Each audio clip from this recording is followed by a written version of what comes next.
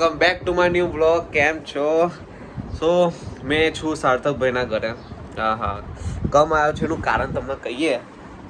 કેવું ના એમ ભાઈ? તમારા સાર્થકભાઈએ કાંડ કરેલો છે, થોડું અઘરું થયું છે. જો આના પહેલાં મેં એક બ્લોગ બનાવ્યો હતો ભવ્ય અને પાર્ટનો જે એક્સિડન્ટ થયું હતું એમાં કેવો પાટો બન્યો હતો. તો આમાં એવું જ છે. આમાં સાર્થકભાઈનું કેવું થયું છે જો બતાવો. કેવું થયું સાર્થકભાઈ? તમે પગ બતાવજો ને થોડોક. પોપટ પાડ્યો. કેવો પોપટ પડ્યો કે કઈ કહેશો? દાદર ઉતરતો હતો એકદમ સ્પીડમાં 2-3 કૂદતો હતો. તો છેલ્લા 3 દાદર હતા ને તો ત્યાંથી પગ ગોળ ફરી ગયો. અને એટલી બધી ઉતાવળમાં કઈ જતા હતા તમે? મેં જતો તો ભાભીને મળવા? ના, મેં વોલીબોલ રમવા જતો હતો. વોલીબોલે કઈ નાખ્યું તમારું? પણ તને ખબર છે તારું શરીર વજન કેટલું છે? બરાબર, શરીરનું વજન કેટલું છે? અરે તો એ તો દાદા કૂદતો તો માણસ તો પડાય જ ને ભાઈ. હજુ કૂદકા મારો એવું જ કે છે બધા. હજુ આ વિડીયો દેખશો બધા કહેશે સાર્થક ડોલ મારો કૂદકા હજુ કૂદો હજુ. ડોન હવે 20 દિવસ માટે અંદર છે. હા કેટલો દિવસનો પાટો? 20 દિવસ. આટલું મોટું ના એટલે થયું છે હું ક્રેક પડી ગઈ છે. કઈ ડોક્ટર ગયા? કઈ ગયા હતા? અમી હોસ્પિટલ. અમી હોસ્પિટલ. રાતે 11:30. તું હતો? શું વાત કરે? મારે તો જવું જ પડે ને. પછી કીધું બાંધ્યો હતો પાટો? જો બતા વિડીયો બતાવશું. હાલ ભાઈ હવે ચાલ ને.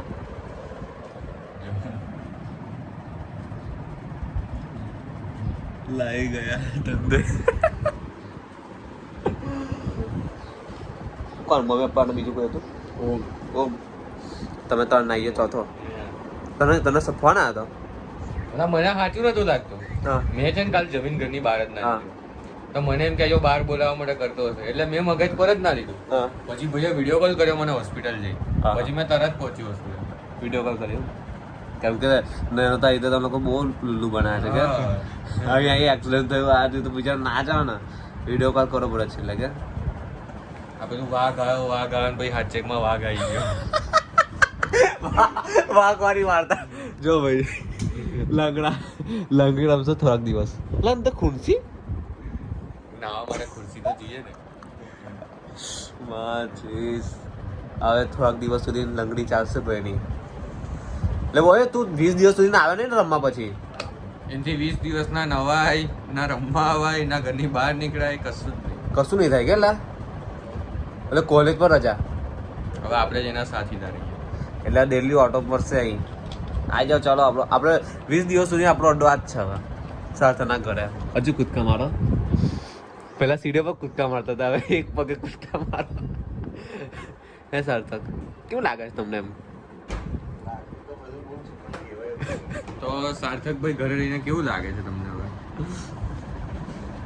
બહુ મસ્ત લાગતો છે. કંટાળ હવે 2 દિવસ સારું લાગશે હવે કંટાળ આવશે રમના જ આવે છે. હમણાં જ કારણ કે મેં એક મહિનો કાઢેલો છે એટલે મને ખબર છે. કેવી રીતે એક્સિડન્ટમાં શું કહેવાય છે માર્ચમાં 2 વર્ષ પહેલા. એવું બાઇક પર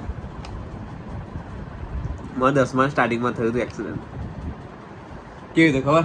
શું રમતા હતા ખબર? છૂટું પાક આવી જ રીતે છે ને અમારે એક ભાઈને છે ને આવો પાટો આવ્યો હતો. હા તો આવી રીતે ઘરમાં ને ઘરમાં બેઠા હતા વિચારોમાં ખબર નહીં ભાઈને હું તો હાર્ટ એટેક આવીને મરી ગયા.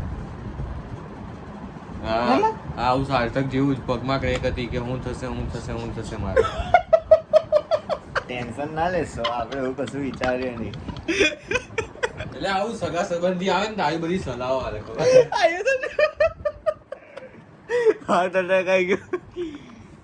બિચારા ટેન્શનમાં 20 દિવસ ઘરમાં ને ઘરમાં છે ડિપ્રેશનમાં.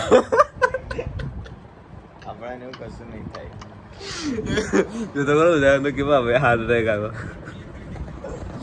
મને 10મા ધોરણમાં આવ્યો તો પાટો સ્ટાર્ટિંગમાં જે પપ્પાએ ગાળો દીધી હતી એટલી ગાળો દીધી ભણવાનું છે કે આ રમવાનું છે. અમે કેટલા લોકો હતા? 10-15 લોકો હતા. છૂટું સાકર રમતા હતા. બહુ મજા આવતી હતી.